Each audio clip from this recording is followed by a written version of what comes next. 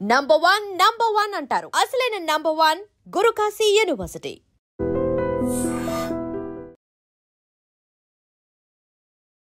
Big breaking.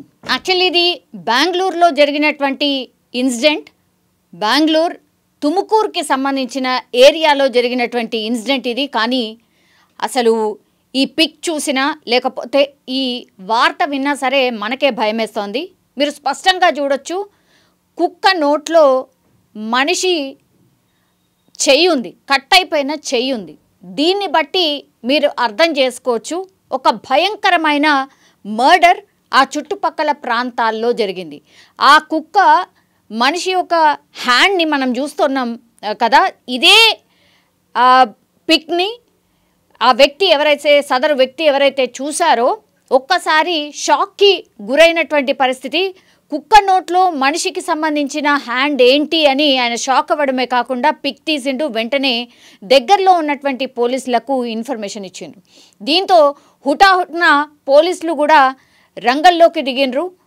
అయితే ఈ 3 kilometres radius, అంటే ఇప్పుడు ఈ కుక్క ఎక్కడి నుంచైతే ఈ హ్యాండ్ని తీసుకొని వచ్చిందో ఆ చుట్టుపక్కల 3 కిలోమీటర్లు వెతికినప్పుడు పోలీసులకు షాకింగ్కి సంబంధించిన ఏమంటారు, షాకింగ్ ఇన్సిడెంట్ అనుకోండి, లేకపోతే ఒక రకంగా పోలీసులే షాక్ అయినటువంటి పరిస్థితి. ఎందుకంటే ఆ చుట్టుపక్కల ప్రాంతాల్లో ఇప్పుడు ఒక హ్యాండ్ కుక్క ఏదైతే తీసుకొచ్చిందో ఇంకో హ్యాండ్, అట్లాగే 2 కాళ్ళు, అట్లాగే మనిషి యొక్క పేగులు అండ్ మాంసం ముద్ద, ఇట్లా మొత్తం ఆ 3 కిలోమీటర్ల రేడియస్లోనే 5 ప్రాంతాల్లో ఇవి కనుగొన్నారు పోలీసులు.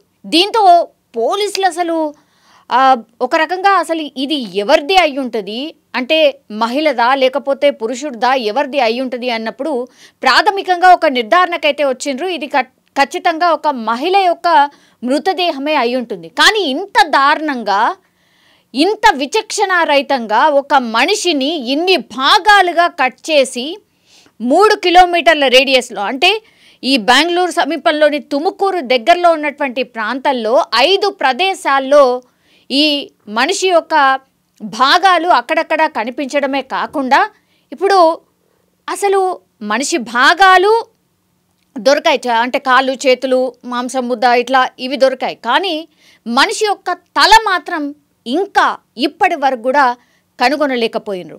అట్లాగే ఇది ఎవరింత దారుణంగా హత్య చేసి ఉంటారు, ఎక్కడో హత్య చేసి ఇక్కడ పడేసి ఉంటారా? అండ్ ఇంకోటి ఏంటంటే బెంగళూరుకి సంబంధించిన వ్యక్తేనా,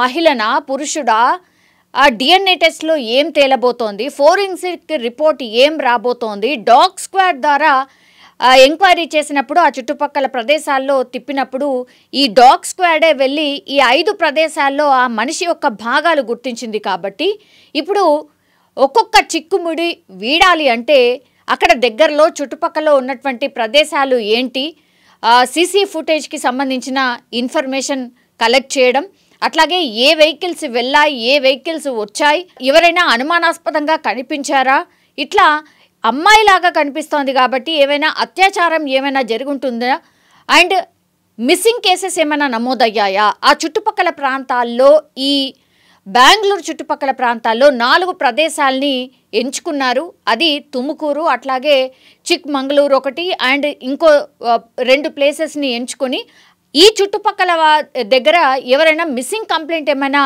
నమోదు చేశారా అనేటువంటిది ఎంక్వైరీ కూడా స్టార్ట్ చేశారు. ఇప్పుడు సీసీ ఫుటేజ్ కీలకంగా మారబోతోంది.